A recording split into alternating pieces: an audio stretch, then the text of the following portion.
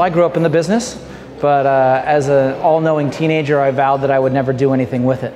And so despite growing up on a rollaway, I went off to school and did my own thing for a while. I had a career in consumer finance, but ultimately, as Al Pacino said, I thought I was out, but then they pulled me back in. And so my parents, had come to me almost 12, 13 years ago, and we were the local travel agency serving the local community, but we came up with a different idea and a different plan, and so we wanted to grow and expand and really expose experiential traveler to the next generation of client.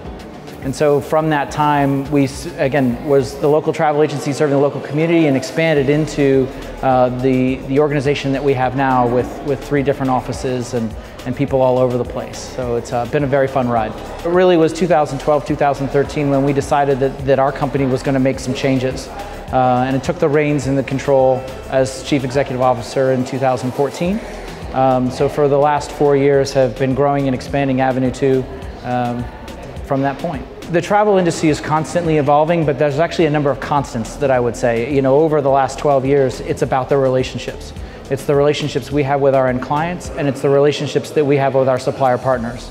And when those 3 things come together and work together in that triumvirate, it's going to make sure that the client is going to have an amazing experience, and they're going to come back to us, and they're going to come back to the supplier partners that we support on a regular basis. The hot destinations right now, ironically, Iceland, I think everybody's going to say that. Japan is off the charts. Africa is definitely coming back strong. I mean, it's always a great cyclical earner for us, whether it's Southern Africa or Eastern Africa.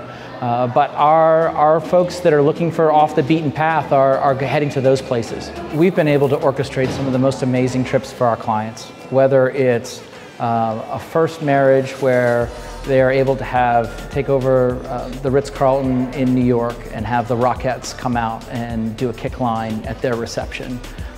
Or if it's the Thanksgiving Day parade and be able to take over an entire floor of the hotel so that everybody in the family can still walk out into the hall, into their pajamas, and go up and press their faces up against the glass and see the balloons pass by. Those are some of the amazing things that we've done. We had clients that were in Hong Kong, and they had an amazing trip with the parents and their kids, and they went and saw a master kite maker and built box kites and then flew them on the Great Wall. And it just so happened that as they were on their way back from that trip, that the parents were talking and the guide overheard them that apparently the husband had an affinity for snuff boxes. Don't know, however, but that was something that was up his alley, and it just so happened that there was a rather large antique auction that was focusing just on antique snuff boxes in Hong Kong the very next day. So it was, again, pairing the right client with the right supplier that could pick up on that information that would then enable them to get them into this show and see some amazing artifacts that only they really cared about. When you think of luxury, you think of ILTM. I mean, the two are actually synonymous. And so ILTM is extremely important for us to be able to come and not only reconnect with those that we have really great relationships, but start to meet those that are new. And this is, for me, this is a shopping trip. I'm here to forge new relationships with suppliers that we haven't done business with and really make sure that we're staying on top of the trends that are happening in the luxury industry.